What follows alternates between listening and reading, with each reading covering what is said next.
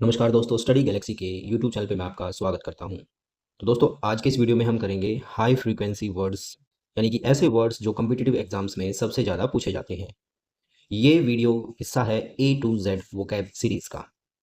तो इस सीरीज़ में हमने 35 वीडियोस कंप्लीट कर लिए हैं और अभी हम चल रहे हैं एस लेटर से स्टार्ट होने वाले वर्ड्स के ऊपर। तो चलिए बिना किसी देरी के शुरू करते हैं आज का वीडियो। अगर आपने चैनल को सब्सक्राइब नहीं किया है तो चैनल को एक बार सब्सक्राइब जरूर कर लीजिएगा, ताकि इस तरह के वीडियोस आप तक पहुंचते रहें। आज का पहला वर्ड है सेवरेंस। ये एक नाउन होती है जिसका मतलब होता है the act of cutting of. मतलब किसी संबंध, नौकरी या संपर्क का पूरी तरह समाप्त होना। और इसका एक और मीनिंग निकल के आता है जिसको बोलते हैं मुआवजा। यानी अगर कोई जॉब छोड़ के जाता है तो जितना भी उसने वहां पर सर्विस की है, जितनी देर तक, जितने दिनों तक, उसका उसको पैसा मिलता है, तो उसी मुआवजे को भी सेवरेंस बोला जाता है। आइए सेंटेंस से समझते हैं। उसे नौकरी जाने के बाद सेवरेंस मिला या मुआवजा मिला। He received severance after losing his job. तो सेवरेंस के दोनों मीनिंग है, the act of cutting of यानी किसी नौकरी का समाप्त होना, और उसके बदले मिलने वाला मुआवजा। अगला वर्ड है शैलो। ये एक एडजेक्टिव होता है जिसका मतलब होता है लिटिल डेप्थ या नॉट सीरियस। उथला या गहराई या गंभीरता का अभाव। तो इसके दो मीनिंग निकल के आ रहे हैं, एक तो जो कम गहरा हो और दूसरा जो सीरियस ना हो, यानी गंभीरता का अभाव हो। इतिहास के बारे में उसका ज्ञान सतही है। His knowledge of history is shallow. तो इस तरीके से हम इस वर्ड का यूज कर सकते हैं, यानी कि उसको इतिहास की ज्यादा जानकारी नहीं है। अगला वर्ड है शैम्बल्स। ये एक नाउन होता है जिसका मतलब होता है ए सीन ऑफ ग्रेट डिसऑर्डर। पूरी तरह अव्यवस्था या तबाही की स्थिति, उसको बोलेंगे शैम्बल्स। तूफान के बाद घर पूरी तरह अस्त व्यस्त था। The house was in shambles after the storm. तो यहाँ पर आप पिक्चर में देख सकते हैं, सब कुछ अस्त व्यस्त फैला हुआ है, इसको बोलते हैं शैम्बल्स। अगला है शीथ। एक नाउन होता है जिसका मतलब होता है कवर ऑफ ए ब्लेड। तलवार या चाकू का म्यान। उसने चाकू को उसके म्यान में रख दिया। He put the knife back into its sheath. तो शीथ का मतलब क्या होता है, जिसमें तलवार या चाकू को रखा जाता है। यहाँ पर ये जो है ये म्यान। अगला वर्ड है श्रूड। ये एक एडजेक्टिव होता है जिसका मतलब होता है एस्ट्यूट या शार्प जजमेंट। चालाक या समझदार या तीक्ष्ण बुद्धि वाला। वह एक चतुर व्यवसायी महिला है। She is a shrewd business women. तो श्रूड का मतलब जो बहुत चालाक या तीक्ष्ण बुद्धि वाला या तेज बुद्धि वाला हो। अगला वर्ड है श्रिल।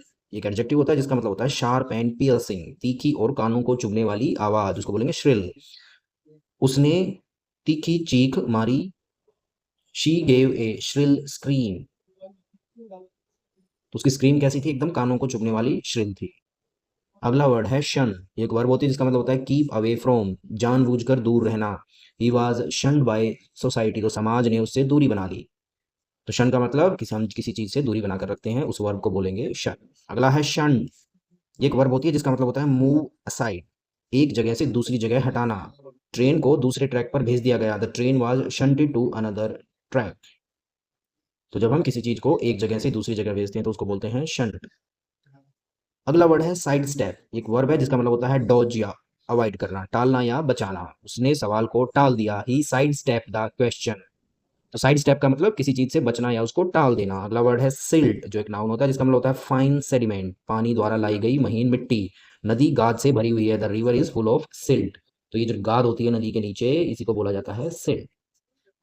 अगला वर्ड है स्केप्टिक। एक नाउन होता है जिसका मतलब होता है वन हु डाउट्स, संदेह करने वाला व्यक्ति, उसको बोलेंगे स्केप्टिक। जो सबके ऊपर संदेह करता है, वह चमत्कारों को लेकर संदेह करता है। He is a sceptic about miracles.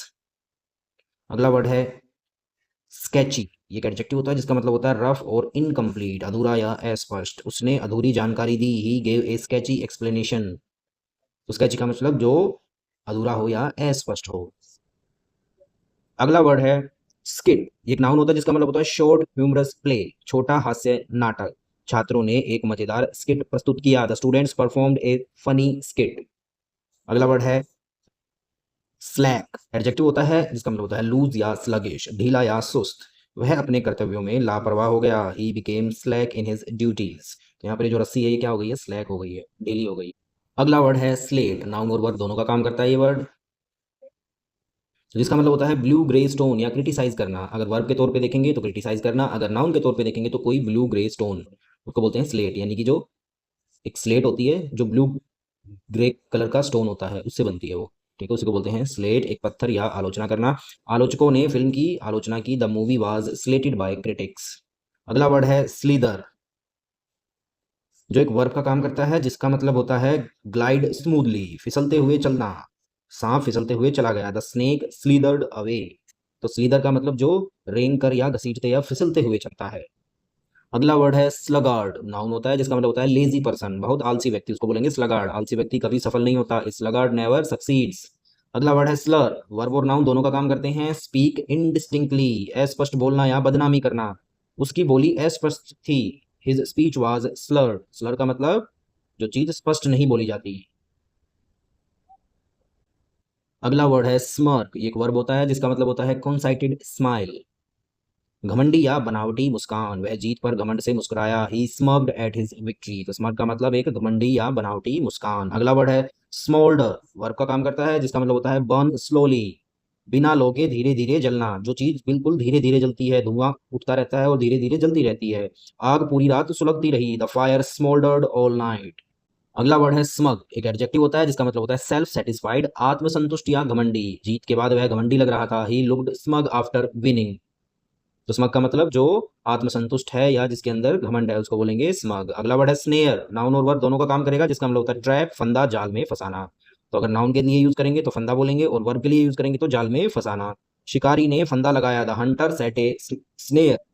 अगला वर्ड है स्नाइड। एडजेक्टिव होता है जिसका मतलब होता है डिराइजिव, मतलब व्यंग्यपूर्ण या ताना मारने वाला। उसने तंज भरी टिप्पणी की। ही पास्ड ए स्नाइड रिमार्क, यानी कि ऐसा रिमार्क जो कि ताने का या व्यंग्य का काम करे उसको बोलेंगे स्नाइड। अगला वर्ड है स्नब। वर्ब का काम करता है जिसका मतलब होता है ट्रीट विद कंटेम्प्ट, मीनिंग अपमान करना या तिरस्कार करना। उसने उसके निमंत्रण को ठुकरा दिया। तो ही स्नब हिज इनविटेशन। तो अगर हम किसी का तिरस्कार करते हैं, अपमान करके ठुकरा देते हैं किसी चीज को, उसको बोलते हैं स्नब। अगला वर्ड है सोर। वर्ब होती है जिसका मतलब होता है राइज हाई, यानी कि एकदम आकाश में चढ़ना या उड़ जाना, तेजी से ऊपर उठना। प्राइसेस कंटिन्यू टू सोर। कीमतें लगातार बढ़ रही हैं, तो जो कीमतें हैं वो आसमान छू रही हैं, तो उसके लिए यूज करेंगे सोर वर्ड। अगला वर्ड है सोबर। एक एडजेक्टिव होता है जिसका मतलब होता है सेल्फ कंट्रोल्ड, यानी जिसको अपने ऊपर कंट्रोल है, मतलब संयमित या गंभीर है। जो उसने गंभीर उत्तर दिया। ही गेव ए सोबर रिप्लाई। अगला वर्ड है सोब्राइटी। ये एक नाउन होता है जिसका मतलब होता है स्टेट ऑफ बीइंग सोबर, संयम या गंभीरता की स्थिति को बोलेंगे सोब्राइटी। संयम एक गुण है। सोब्राइटी इज ए वर्च्यू। अगला वर्ड है सोगी। ये एक एडजेक्टिव होता है जिसका मतलब होता है वेट एंड सॉफ्ट, पानी से भीगा हुआ। बारिश के बाद जमीन गीली थी, तो उसको कैसे बोलेंगे? द ग्राउंड वाज सोगी आफ्टर रेन, यानी कि कोई ऐसी चीज जिसके अंदर नमी है या पानी बचा हुआ है, वेट स्थिति में है, तो उसको बोलेंगे वो कैसी है, वो सोगी है। तो आज के वीडियो का लास्ट वर्ड है सॉलिट्यूड। एक नाउन होता है जिसका मतलब होता है स्टेट ऑफ बीइंग अलोन। और यहीं पर हमने पिछले वीडियो में सीखा था ऐसा ही वर्ड रिक्लूज। ठीक है, रिक्लूज का भी मतलब क्या निकल के आ रहा था? जो एकांतवासी होता है। तो यहाँ पर सॉलिट्यूड का मतलब है एकांत या अकेलापन। वह एकांत पसंद करता है। ही एंजॉयज सॉलिट्यूड। सॉलिट्यूड का मतलब स्टेट ऑफ बीइंग अलोन या अकेलापन। तो दोस्तों, आपको ये वीडियो कैसा लगा? अगर आपको वीडियो पसंद आया तो इस वीडियो को लाइक और शेयर जरूर कीजिएगा और हमारे चैनल को सब्सक्राइब भी कीजिएगा ताकि इस तरह के वीडियोस आप तक पहुंचते रहें। तो चलिए मिलते हैं अगले वीडियो में, तब तक के लिए जय हिंद।